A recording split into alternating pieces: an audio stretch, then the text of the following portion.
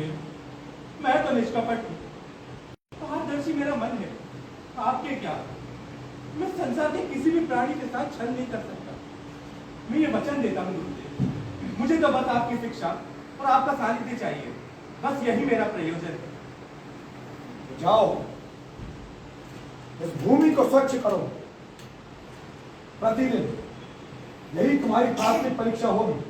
पहले तन और मन संयम और आचरण से परिपूर्ण होगा, तभी आरंभ होगी मेरी शिक्षा। आपका आदेश शिरोधार्य गुरुदेव। जय महाकाल।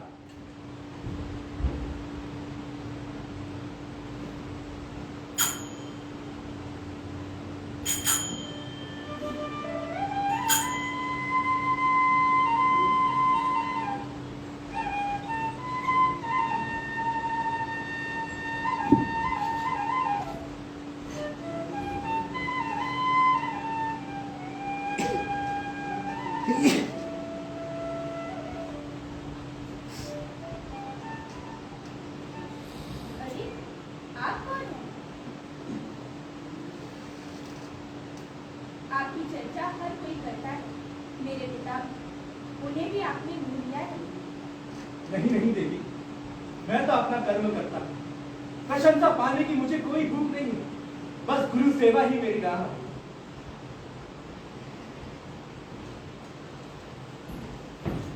लाइए, मैं भी आपका हाथ बताती हूँ। उधर के पौधों को आप सींचिए, इधर की मैं सींचती हूँ।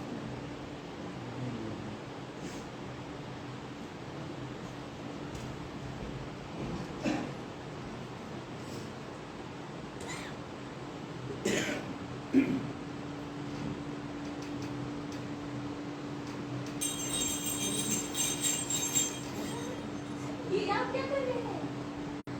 पर मैं तुम्हारे आकर्षण में हूँ। तुमने आज मुझे भी सीख दी। भिगो दिया मेरा अंतर मन और मेरा मन कर लिया प्रिय। मैंने अपने जीवन में अपनी कोमलता, सरलता और सादगी पहले कभी नहीं देखी। ध्यान रहे पुत्र, यज्ञानी कितनी भी सुंदर हो, अपने लक्ष्य से भटकना नहीं। उसे अपने प्रेम में बांध लेना, चतुराई से उसका मन जीत लेना, ये रास्ता सबसे सुलभ और आसान है संजीवनी तक पहुंचने का। अगर ऐसा नहीं हुआ तो मंत्र नहीं पा सकेंगे। स्मरण रहे।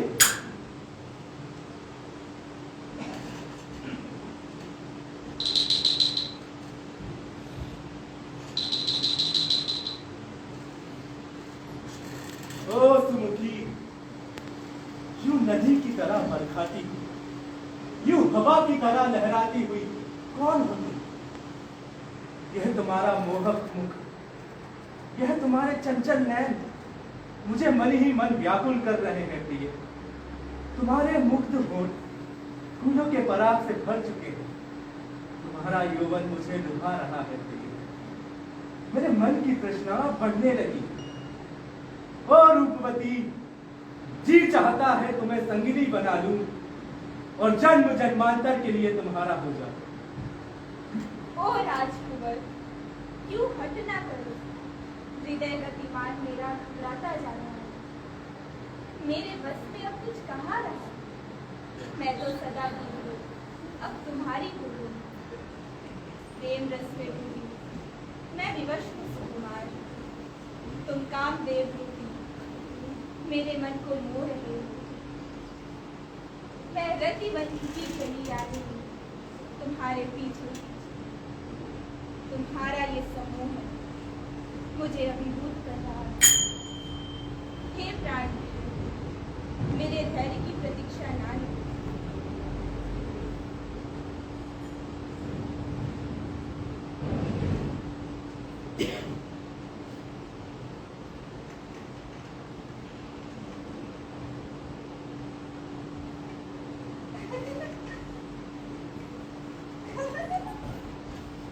ठीक है।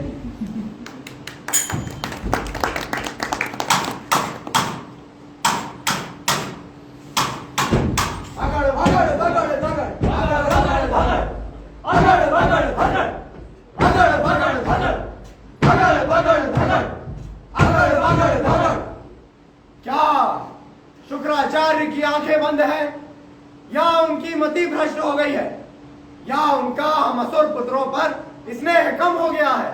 इतने ज्ञानी और तपस्वी क्या उस देव ऋषि के बेटे के कपट को समझ नहीं पाए? मुझे तो लगता है उसने गुरु पर ही कोई मंत्र चला दिया है और उनके सोचने समझने की शक्ति क्षीण कर दी है। परंतु मेरे भाइयों, हमें दिग्भ्रमित नहीं होना है और उस कपटी कच्च के अंत का उपाय खोजना है। अगड़ बगड़ धगड़, अगड़ बगड़ धगड़, अगड़ बगड़ धगड़। उसने हमारे गुरु शुक्राचार्य और गुरु बहन देवयानी को छला है। उस छल कपटी को हम उसी के बनाए जाल में फंसाएंगे। सौगंध है हमें महागुरु शुक्राचार्य की, सौगंध है महामाया की, सौगंध है हमें गुरु शिक्षा की।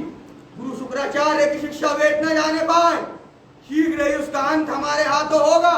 बृहस्पति भी कुछ नहीं कर पाएंगे। देवता हमारी मायावी राक्षसों से पूरी तरह अनभिज्ञ है। उनका देवत्व भी हमारे रास्ते में रोड़े नहीं अटका सकता। हमें शक्ति दो महागुरु शुक्राचार्य, अब वो हमारी मायावी शक्तियों के पंजे में फंस कर रहेगा। उस नराधम नीच प्राणी की मंशा पूरी नहीं हो पाएगी। वो हमारे गुरु शुक्राचार्य से मृत संजीवनी मंत्र नहीं पा पाएगा। वो केवल इसी स्वार्थ से असुर गुरु का शिष्य बना है। अरे जब बृहस्पति जैसे मुनि जो देवताओं के गुरु है वे उस मंत्र के रहस्य को नहीं जान सके, तो ये इसकी इतनी समझ है। तुच्छ प्राणी महामाया, अब तू ही हमें राह दिखा। उसका अंत अब निकट है, निकट है उसका अंत, अंत निकट है उसका। अगड़ बगड़ धगड़, अगड़ बगड़ धगड़, अगड़ बगड़ धगड़, अगड़ बगड़ धगड़। बहुत विलंब हो रहा है संजीवनी मंत्र पाने में। मैं अब अपने पिता को और प्रतीक्षा नहीं करवा सकता। मैंने सौगंध ली है, हर विपदाओं से लड़कर संजीवनी मंत्र पाना ही है मुझे। महामाया ओ महामाया, महामाया ओ महामाया।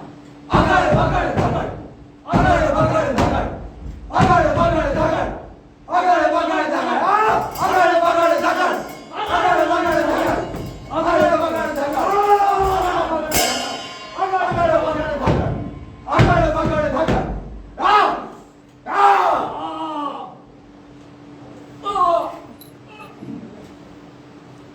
पिताजी, मुझे क्षमा करना।